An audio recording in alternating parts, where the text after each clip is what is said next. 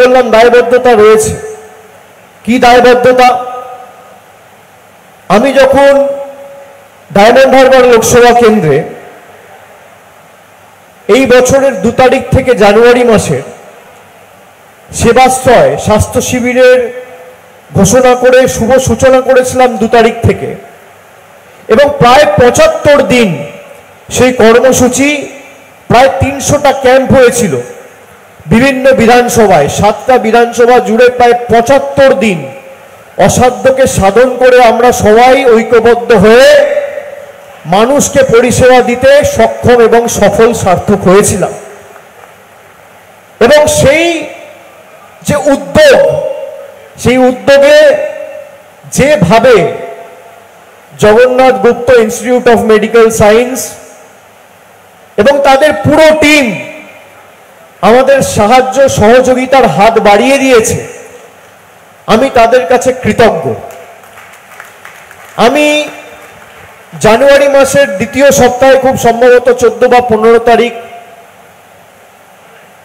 একটা ছোট্ট শিশু এসেছিল আমাদের সেবাশ্রয় ক্যাম্পে মন্দির বাজার থেকে, 9 বছর বয়স। তার নাম ছিল আলতাফ হোসেন ঘোড়ানি। তার একটা শ্বাসকষ্টের একটা সমস্যা ছিল, একটা ব্রিদিং প্রবলেম হচ্ছিল বলে হাঁটতে অসুবিধা হচ্ছিল, দাঁড়াতে পারছিল না, বসতে পারছিল না, এবং আর একটু দেরি হলে ফেটাল হয়ে যেত। আমরা সঙ্গে সঙ্গে সেই বাচ্চাটাকে জিমসে রেফার করি, এবং 2 দিনের মধ্যেই এক্সপার্টদের টিম বসে তার অস্ত্রোপচার করে প্রায় 12 ঘন্টা সে অস্ত্রোপচার চলেছে। আধ ঘন্টা, 1 ঘন্টা, 2 ঘন্টার অস্ত্রোপচার নয়, 12 ঘন্টা সার্জারি হয়েছে।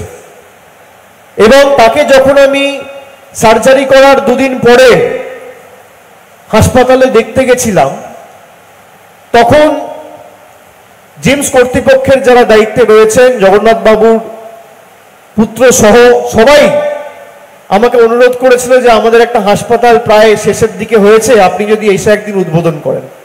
আমি বলেছিলাম, আমি কারোর জন্য তো করি না, হাসপাতালে গিয়ে কোনো উদ্বোধন করা বা প্রাইভেট অনুষ্ঠানে আমি যাই না, কিন্তু আপনারা যেভাবে সহযোগিতা এবং সাহায্যের হাত বাড়িয়ে দিয়েছেন আমি করব, এটাই আমার দায়বদ্ধতা।